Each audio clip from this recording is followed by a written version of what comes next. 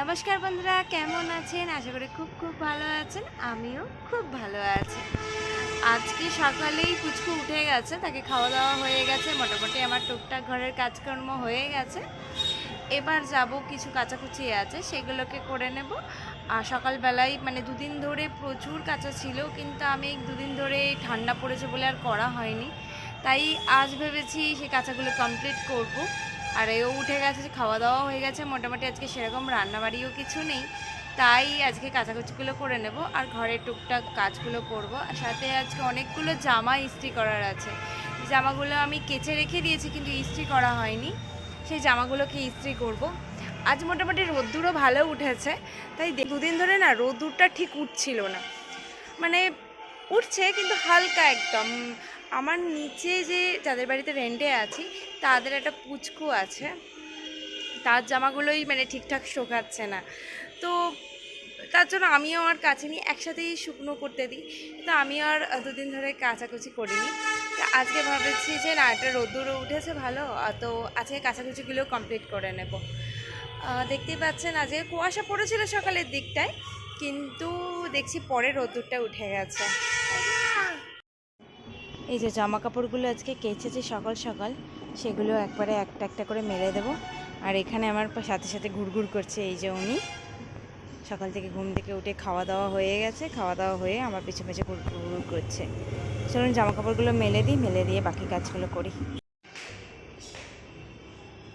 এই যে ওর বাবা রেডি হয়ে অফিসে যাচ্ছে, বাইকটাও বের করবে। ও প্রত্যেক দিন কিন্তু দরজা খুলতে যায়, ও একদম বাবার সাথে নিচে নেমে আসে জুতো পরে, জিতে নেমে এসে ওর বাবাকে যাওয়ার আগে টাটা করে আর একবার করে বায়না ধরে যে ওর বাবার অফিসে যাবে। চলুন ও টাটা করে চলে যাক, গেটটা অফ করে আমিও উপরে চলে যাব। রোজ যে ওটসের শেকটা বানাই সেটা করে দিয়েছি ওর, মানে পুচকুর বাবাকে দিয়ে দিয়েছি। এবার আমি একটু খেয়ে নেব। আর দুধটা আমি নতুন করে গরম করেছি, এটা দিয়ে আমি খেয়ে নেবো, কারণ আগে দুধটা শেষ হয়ে গেছে, তাই নতুন করে দুধটা গরম করেছি, ওটা দিয়ে আমি শেকটা খেয়ে নেব। আর আজকে অন্য কিছু ব্রেকফাস্ট করব না। আর এখানে দুটো কাঁচা ছোলা মানে ভেজানো ছিল, ওই কাঁচা ছোলাগুলোকেও খেয়ে নেব। চলুন আস্তে আস্তে কাজগুলো করা যাক। এই যে শেকটা নিয়ে নিয়েছি। যারা ডায়েট করছো না তারাই শেকটা খেতে পারো। আমি একটু চিনি দিয়েই খাই, কারণ আমি শুধু খেতে পারি না, তোমরাও কিন্তু খেতে পারো। খুব ভালো কিন্তু খেতেও লাগছে, একদম কিন্তু মনে হচ্ছে না যে ওটস খাচ্ছি বলে।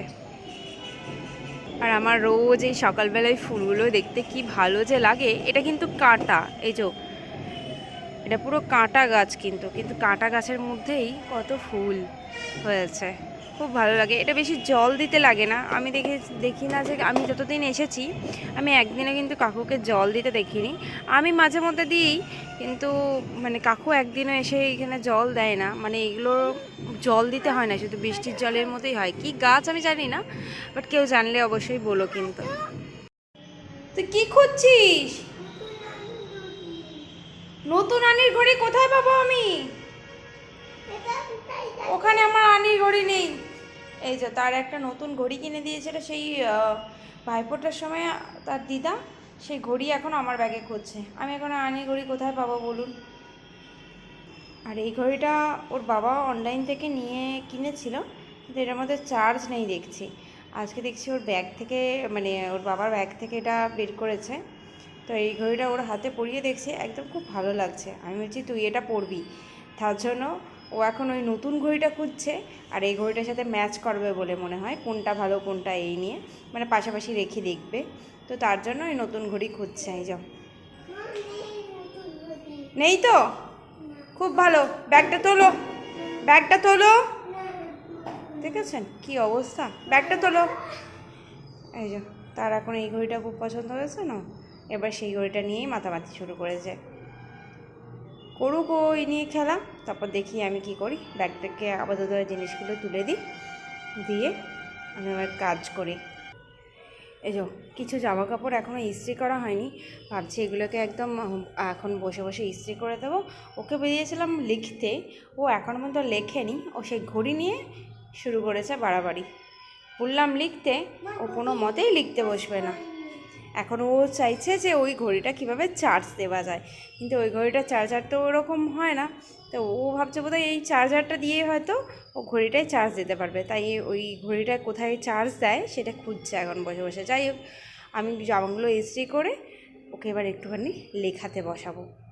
ঘড়িটাকে পরিয়ে আপাতত লিখতে বসিয়েছি, কোনো মতে যদি একটু লেখাগুলো সারা করে। চলুন ও লেখাগুলো করুক।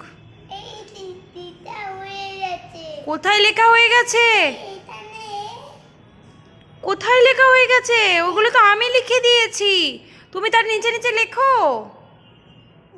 লেখো বিটা, লেখো বিটা, লেখো। এটা হয়নি, ঠিক করে লেখো এটা, আর বিটা লেখো তাড়াতাড়ি। যাই হোক, ওকে আস্তে আস্তে লেখাগুলো করাই, আর তার মাঝখানে আমি জামাগুলো ইস্ত্রি করে নিই। মোটামুটি 3টে জামা ইস্ত্রি করে ফেলেছি, আর বাকিগুলো পরে করব। এটা পদস্থ, আমি খুব ভালো ইস্ত্রি করতে পারি না, তাও মোটামুটি করেছি। আর এইখানে এই যে রুমাল নিয়ে খেলা করছে, হয়তো একটা দুটো লিখেছে, বাকি এতগুলো বই আর রং পেন্সিলগুলো চারিদিক ছড়িয়েছে। আজকে মোটামুটি কাজগুলো আমার কমপ্লিট হয়ে গেছে। আজকে সেরকম রান্নাবান্না করব না, আজকে একটু আলু সিদ্ধ ভাজি করব, সাথে একটু ডিম সিদ্ধ দিয়ে দেবো, আর একটু আলু দিয়ে পেঁয়াজ দিয়ে ভাজা করব। তো ওই খাওয়ার আগে আগে এটা করে নিলেই হয়ে যাবে। তো এখন যেগুলো করে রেখেছে সেগুলো মোটামুটি আমি গোছ করব, গোছ করে মোটামুটি সমস্ত কিছু সেট করে তারপর আমি রান্নার দিকে যাব। চলুন আজকের মতো ভিডিওটা এখানেই শেষ করছি, দেখা হবে নেক্সট কোনো ব্লগে। যদি ভালো লেগে থাকে তাহলে অবশ্যই একটা লাইক করে যাবেন, আর ঘটনামূলক একটা কমেন্ট করে যাবেন সুন্দর। তো আজকের মতো টাটা, বাই বাই, আবার দেখা হবে নেক্সট কোনো ব্লগে।